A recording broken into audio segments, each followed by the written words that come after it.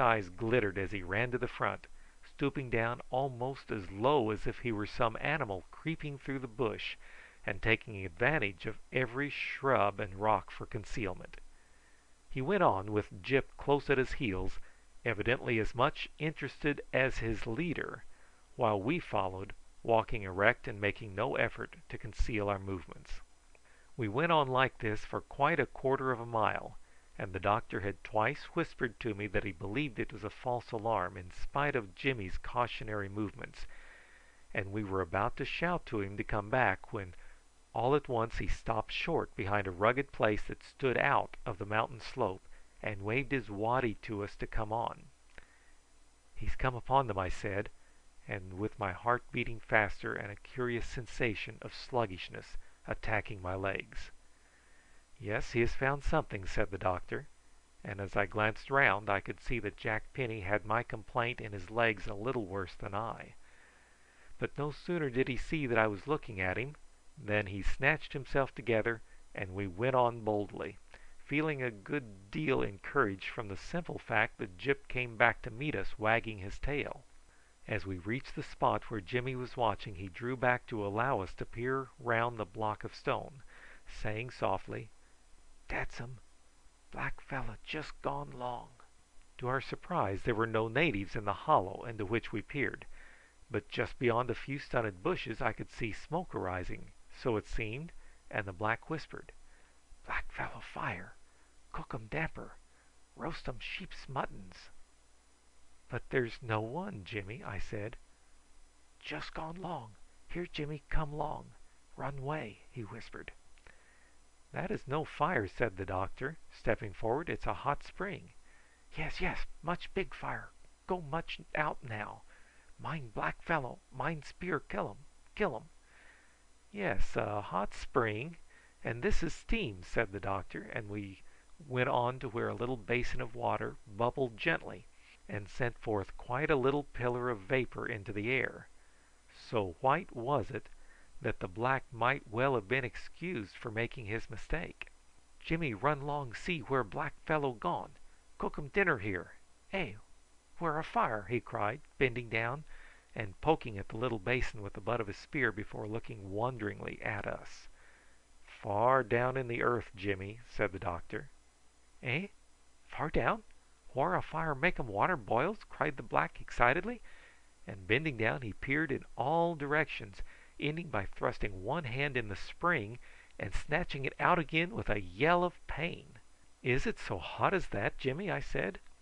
"Ah, roast 'em hot. Oh!" cried Jimmy, holding his hand to his mouth. "Oh, Mass Joe, doctor, stop! Jimmy go and find black fellow."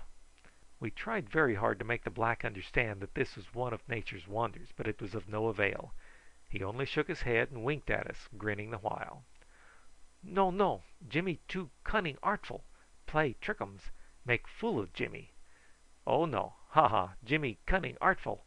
Black fella see froo everybody."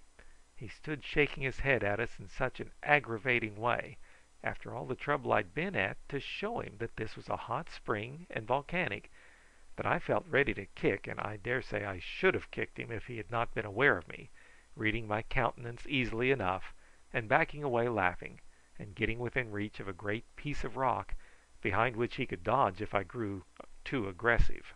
I left Jimmy to himself, and stood with the doctor examining the curious steaming little fount, which came bubbling out of some chinks in the solid rock and formed a basin for itself of milky white stone, some of which was rippled where the water ran over, and trickled musically along a jagged crevice in the rocky soil, sending up a faint steam which faded away directly in the glowing sunshine. "I say," said Jack Penny, who had crouched down beside the basin, "why, you might cook eggs in this." "That you might, Penny," said the doctor. "But we ain't got any eggs to cook," said Jack dolefully. "I wish we'd got some of our fowls' eggs, the new laid ones, you know. I don't mean them you find in the nests. I say, it is hot," he continued. "You might boil mutton."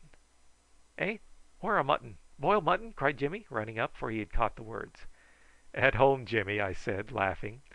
The black's disgust was comical to witness, as he tucked his waddy under one arm and turned his nose in the air, and stalked off amongst the rocks in the full belief that we had been playing tricks with him. He startled us the next moment by shouting, "Here 'em come! Gun, gun, gun!" He came rushing back to us, and moved by his evidently real excitement, we took refuge behind a barrier of rock and waited the coming onslaught. For surely enough, there below us were dark bodies moving amongst the low growth, and it was evident that whatever it was, human being or lower animals, they were coming in our direction fast.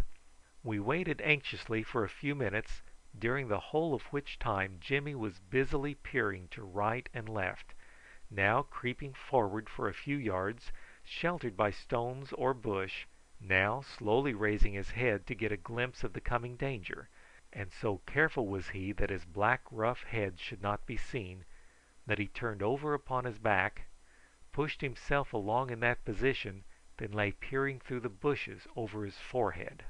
The moving objects were still 50 yards away, where the bush was very thick and low, admirable cover for an advancing enemy.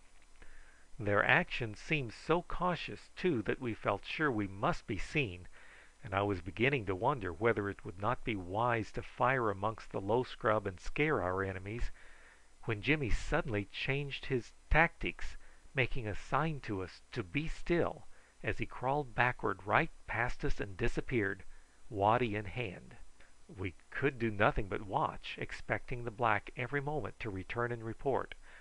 But 5 minutes, 10 minutes' anxiety ensued before we heard a shout right before us, followed by a rush, and as we realised that the black had come back past us so that he might make a circuit and get round the enemy, there was a rush and away, bounding lightly over the tops of the bushes, when a little pack of a small kind of kangaroo. It was a matter of moments, the frightened animals taking flying leaps till out of sight, and Jimmy appeared, running up panting, to look eagerly round. "Whar a big wallaby?" he cried. "No shoot? No kill 'em? Eh? Jimmy kill 'em one big small old man?" He trotted back as he spoke, and returned in triumph, bearing one of the creatures, about equal in size to a small lamb. This was quickly dressed by the black and secured hanging in a tree, for the doctor would not listen to Jimmy's suggestion that we should stop and "boil 'em in black fellow's pot all like muttons." And then we continued our climb till we had won to a magnificent position on the shoulder of the mountain, for making a careful inspection of the country, now seemingly to lie stretched out at our feet. A more glorious sight I never saw. Green everywhere, wave upon wave of verdure lit up by the sunshine and darkening in shadow. Mountains were in the distance, and sometimes we caught the glint of water, but sweep the prospect as we would in every direction with the glass, it was always the same, and the doctor looked at me at last and shook his head. "Joe," he said at last, "our plan appears to be very good when we proposed it, but it seems to me that we're going wrong. If we're to find your father, whom we believe to be a prisoner—" "Who is a prisoner," I said emphatically. "Why do you say that?" he cried sharply, searching me with his eyes. "I don't know," I replied dreamily. "He's a prisoner somewhere." "Then we must seek him among the villages of the blacks near the seashore. The further we go the more we seem to be making our way into the desert. Look there!" he cried, pointing in different directions. "The foot of man never treads there. These forests are impassable." "Are you getting weary of our search, doctor?" I said bitterly. He turned upon me an angry look, which changed to one of reproach. "You should not have asked me that, my lad," he said softly. "You are tired, or you would not have spoken so bitterly. Wait and see. I only want to direct our energies in the right way. The blacks could go on tramping through the country. We whites must use our brains as well as our legs." I beg your pardon, doctor," I cried earnestly. "All right, my lad," he said quietly. "Now for getting back to camp. Where must our bearers be?" He adjusted the glass and stood carefully examining the broad landscape before us, till all at once he uttered an exclamation and handed the glass to me. "See what you make of that spot where there seems to be a mass of rock rising out of the plain, and a thin thread of flashing water running by its side. Yonder," he continued, pointing. "About 10 miles away.